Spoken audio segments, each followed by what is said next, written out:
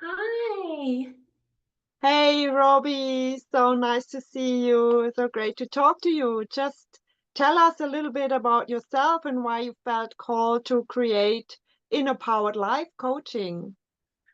Yes, so InnerPowered Life was actually probably about 15 years in the making. And I had started looking at doing coaching as part of my own inner healing journey as I started going through it and seeing how helpful it was to have guidance. I just wanted to be able to give back to other people in that way. And so a little about my background is I came from a child abuse background and a poverty background, and so there was just a lot of trauma stored, in my body, and a lot of patterns of relating and a lot of fear just in my daily life, and it was like that, my entire life. And a couple of years ago, I finally got to a point where I just didn't want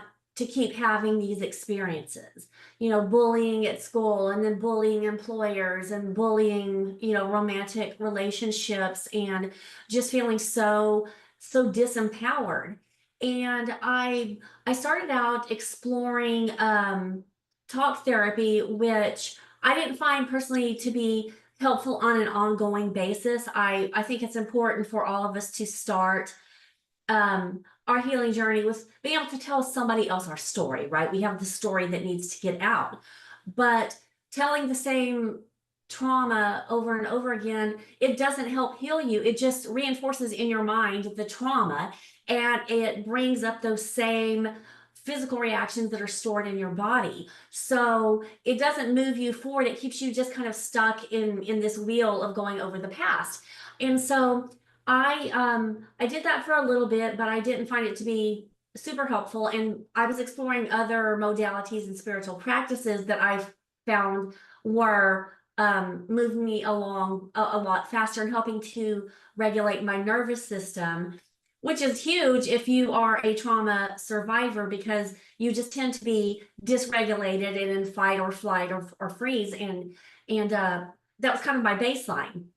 And so I pursued Reiki certification, chronic healing certification, neurolinguistic programming, cognitive behavioral therapy coaching, and several different other modalities. And I found that all of them were very helpful for addressing different aspects, because you want to deal with your nervous system and the physical parts of the trauma.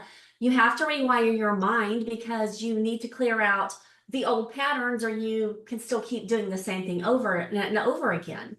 And late last year, I had started listening to some videos and stuff with the Center for Healing and in their programs. And I had gotten to a point where I had done a lot of work, but I knew there was still stuff down in there that I couldn't quite access myself. And so I discovered their root cause therapy program. And I was like, this sounds like what I need.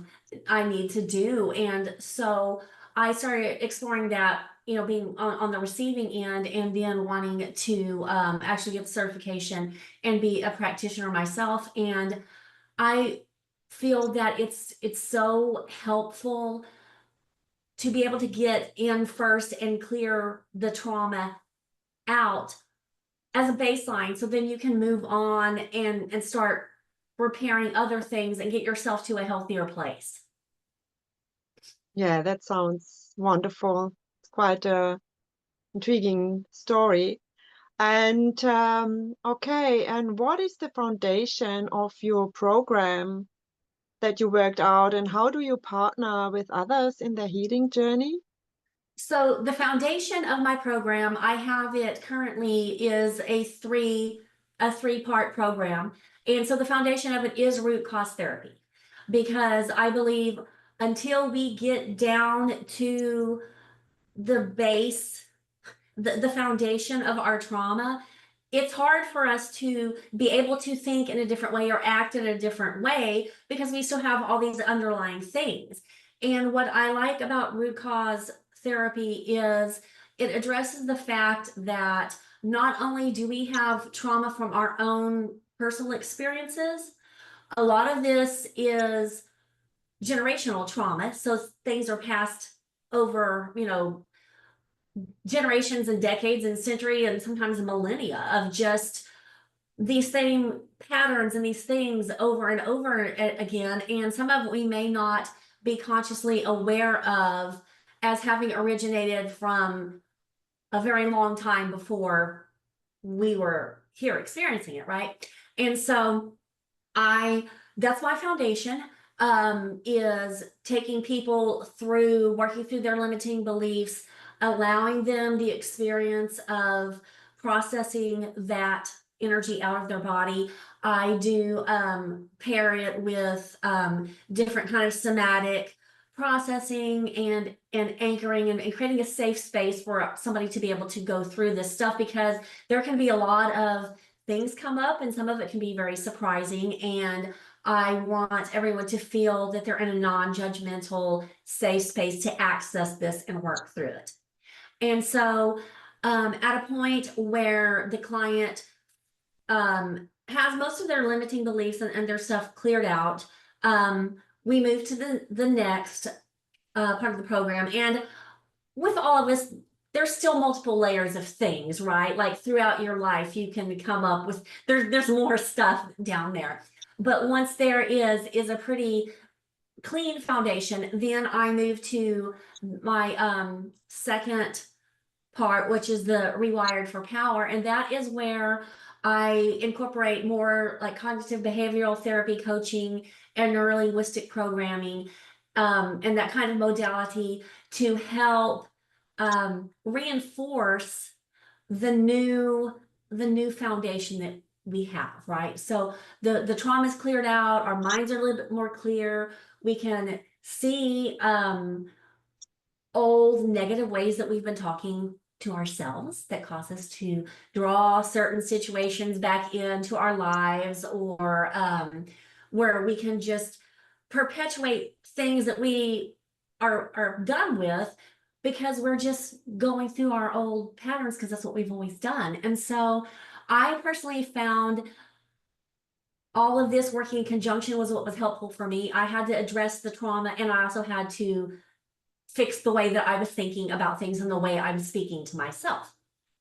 And so once there is a new perspective on thinking and interacting with people and how we speak to ourselves, then we are at a better place to be able to actually create goals, reasonable goals and realistic goals, and have the confidence in the tools in ourselves to take the action to pursue them and start bringing things in our life that we've been wanting to experience.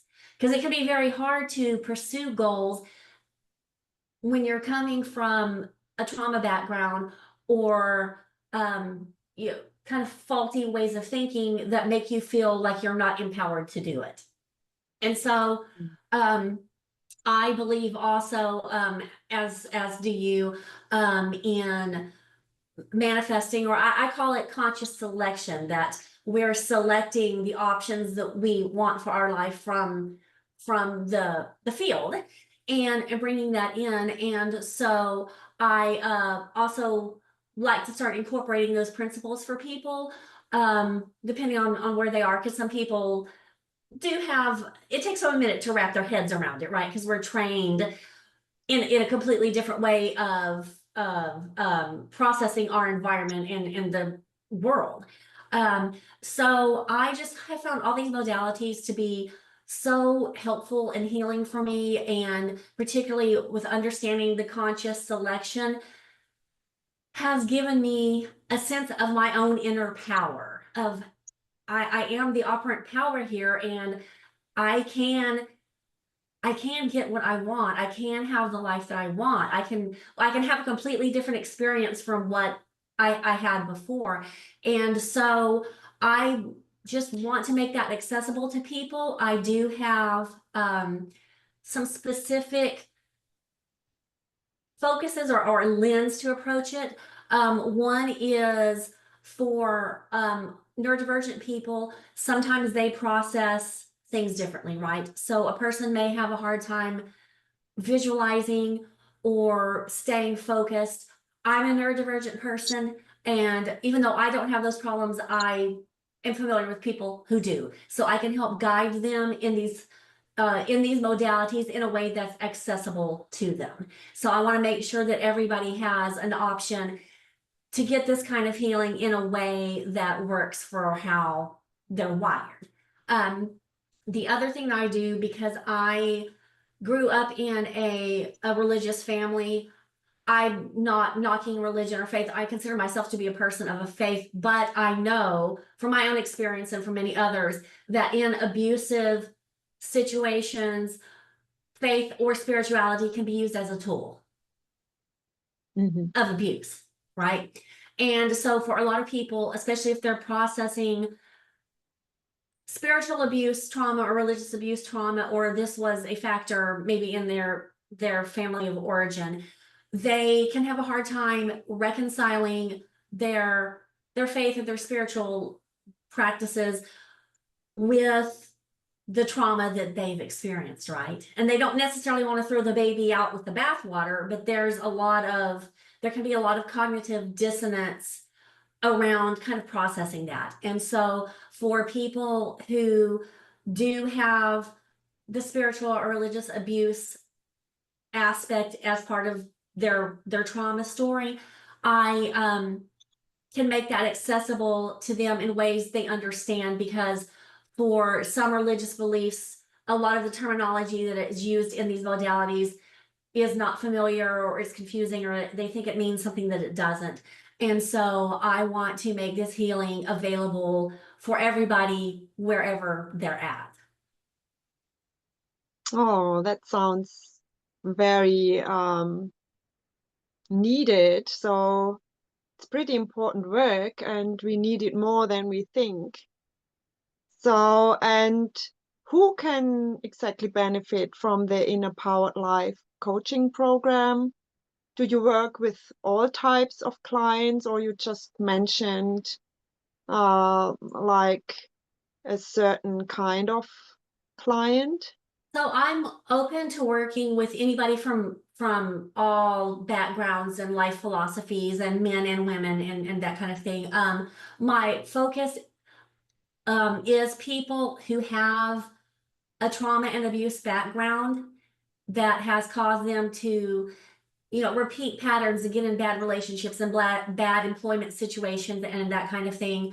But people who are serious about wanting to heal, because ultimately healing is an inside job. You can have a coach, you can have a counselor, you can have a spiritual healer or that kind of thing, but you have to actually be willing to want to be healed, right? There has to be a amount of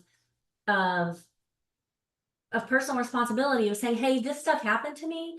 I don't want to stay here. I'm willing to not continue to be a victim and do what I need to do to move forward.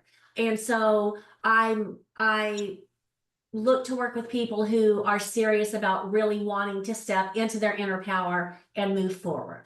And then, as I mentioned, because there's often not a lot of stuff available for neurodivergent population, obviously I'm there for my community, and also for people navigating the spiritual and religious aspects, because that's also one of my communities.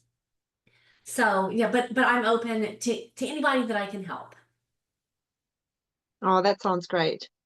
Yeah, so and how may someone contact you for more information?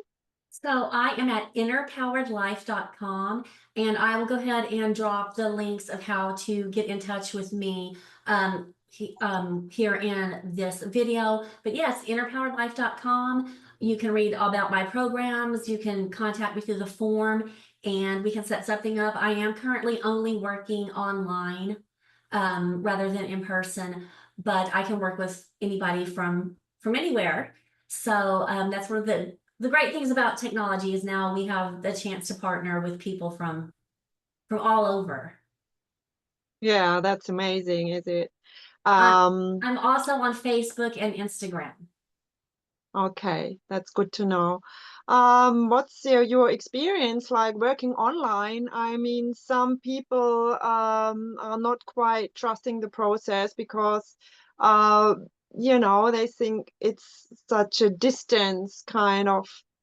But what are your experiences with working online? Is it has the same effect, healing effect, and like they benefit the same as in person? I know my personal experience has been that it is the same. I like with I would be open to working with someone in person. I just not currently in a facility to do that. But one thing that I do like with online formats is it can be convenient for people because they're not having to try to drive somewhere, or maybe for people who have accessibility issues, it's easier for them to be at home. For a lot of neurodivergent people, it is a much safer space for them if they are in their own environment to process trauma. So I found that it works well. I use a platform that's secure, so people don't have to worry about their information being stored, in a way that Mm. could get out.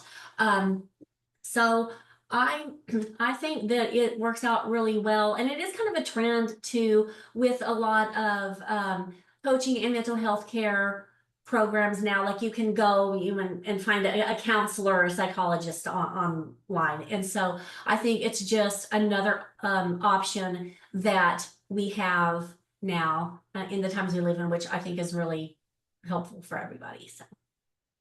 Yeah, I think too, it makes a lot of sense. So, yeah, I have no further questions today. So it was absolutely lovely talking to you, and all the best on your journey and with your clients, and all the best of success. Yes, thank you so much for Yeah. having me. It's a pleasure to talk to you. Yeah. Thank you. Okay. I'll talk to you another time. Bye. See you.